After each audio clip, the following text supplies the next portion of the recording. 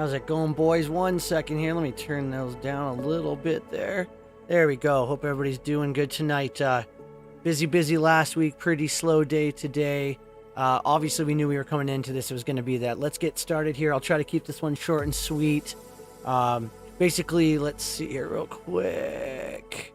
All right. Equity markets opened lower on Monday and then seesawed in uncertain action as traders and investors weighed the impact of the latest FOMC decision. The Fed hiked rates by only 25 basis points as expected, but indicated a pressing need to fight inflation with higher rates. Takeaway is that committee is not done raising interest rates, and the peak of rates could be well above what the market expects. The latest inflation data shows a peak in inflation, but there is yet to be a sign of sustained cooling the FOMC can count on. This week will be tough for the market because it will be all about earnings. In this case, the news will mostly be bad as average S&P 500 companies are underperforming their EPS expectations and lowering the outlook for the rest of the year pretty much across the board. In this scenario, again, as brought up previously, the S&P 500 has dead weight hanging around its neck. We're going to see that historic average really come down quite a bit, I think, here in the overall. Most likely outcome is another sharp decline in index prices that may not cease until the bottom is in for the worsening earnings recession. So let's move on over to those charts here real quick. Let me get that up real fast. So we also have tomorrow, guys. If you remember, we're going to be seeing some speak from Powell around noon, and State of the Union is also tomorrow, and there's some decent earnings before the bell, but nothing too earth-shattering, depending on what's said in those events, obviously. So far this year has been pretty much a non-stop buy the dip all the way through here. If you see, we take this price pass, pretty much you can see just every single dip, we get it. It's just being bought up. Every single dip, buy the dip, and then finally now we're back into here, which is where we're just currently trading into now here. I'm going to drop down onto this 15 minutes so we can see there. But, the longest stretch pretty much was a 3-day trip was from January 17th to the 19th, which was bought. And since then, there have been multiple intraday to 2-day sells, all of which have been bought. The latest leg of this uptrend began post-FOMC last Wednesday. So right in here, you can see, we'll grab that price tool again. So we had that FOMC day here with that dip. Massive rally off of there.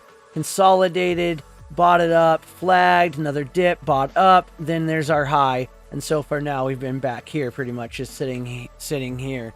So that was off of the FOMC, lifting off from that key 4095, 4110 area with the 4111 gravity point there. We recently alerted to this very fact that the 4095, 4111 breakout level had not been backtested yet. And then overnight into pre-market here, this is what we're looking at, this latest leg, right? We dipped into that zone, back tested this key zone finally, and then saw a nice little pop rally back out of there for yet another by the fucking dip move. Let's just be honest, right? We must caution here though that this easy cycle of rally, 1 to 3 day dip, then rally back to a newer high, swing high, cannot sustain forever. And we as active traders must stay on guard for this. We start to let down our guard, and that's when things are going to get ugly real quick. We have to stay on guard for this. They are never going to let things just be easy. This is especially of note currently, and how often the max pain theory has been stalling out for the regular trading hour session, crushing all the IV, for all these naked options buyers. We've been hitting record numbers of options contracts, and what are they going to do? Do they want to chase that? No, they're just going to keep selling that. Goes back to the old adage: selling the shovel to the gold rush miners still prevails in 2023. Let's take a look at today's action here.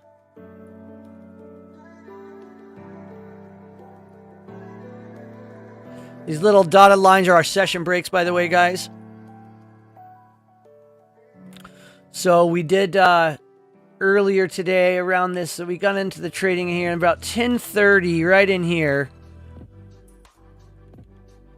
Let's get a little zoomy zoom in this. There we go. That's what we like to see. Let me get rid of that bad boy real quick. And I'll grab another one. All right, so right in here, right around this 1030 print, they finally triggered something that was an actionable setup here. The overnight low had been 4106. So then we undercut this, right? There's our low. And we undercut this here, that 4104. Then what did they do? Buy the dip, reclaimed it, putting in one of our most absolute favorite textbook moves, the failed breakdown. This is a perfect example of that, by the way. This did follow through nicely for those that were prepared and had a trade plan, you know, set up to fire. But you had to be ready to take this, and we play it from level to level, so then you're out. Done, literally done with the day before the middle of the day all there. You know, essentially, big picture, bulls remain firmly controlled. As long as we stay above this 1 year mark, let's back up here.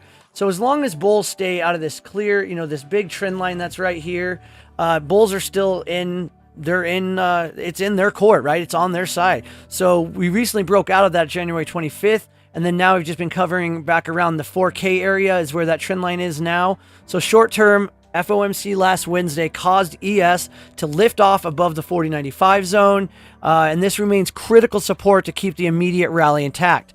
It caused the rally, and therefore the rally needs to hold it on any backtest to continue. There will not be sustained sell, at least not a good few days of sell side action, until this is taken out with a strong confirmation.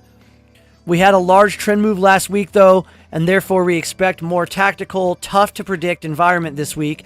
Our focus will remain on catching these one level to level move at a time for intraday setups, and looking for higher conviction swing plays with some duration to butter the deal, right? This is why we also, you know, probability holds that we continue to fill out this this little bull flag that we've got drawn here in purple. You can see right here. Remember, guys, as always, these will be posted with these charts. So we're going to continue to fill out this bull flag until this breaks down or breaks out.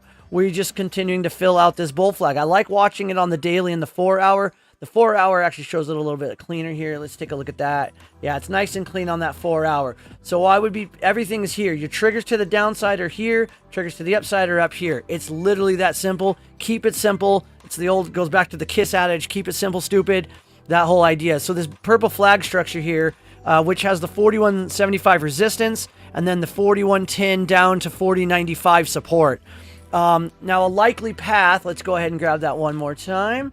So a likely path here could be something like this, where we could draw it as something like a push to like 41.55, 41.60, get in there with that resistance, bounce off of that as resistance, get a little bit of a dip back into here, and then continue to fill this out, and then attempt the breakout, which we would be targeting the 42.05, 42.35, somewhere in there.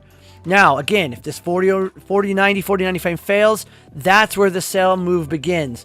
Beyond that, we don't know. We don't need to know. This is our trigger for any directional actual play. Other than that, we're going to be selling premium to capture this theta decay, and of course ADG will be throwing out some of those nice swing plays. You've got if you don't understand what's going on there, you just need to ask us. We have no problem with explaining that in detail. That's our job. That's what we want to do for you guys, and that's really what we're going to do. We'll be on in the morning pre-market to go through the updates from overnight. We'll have a little bit more update there, and then remember again, at noon starts with Powell speaking. And then we also have the president with the State of the Union address tomorrow, which will more affect markets after hours and into Wednesday morning. That's about it for now, guys. Have a good night, and I'll see you guys early in the morning for pre-market. Take it easy. Avi, say peace out. Avi did the video with me tonight. All right, guys, take it easy. Peace.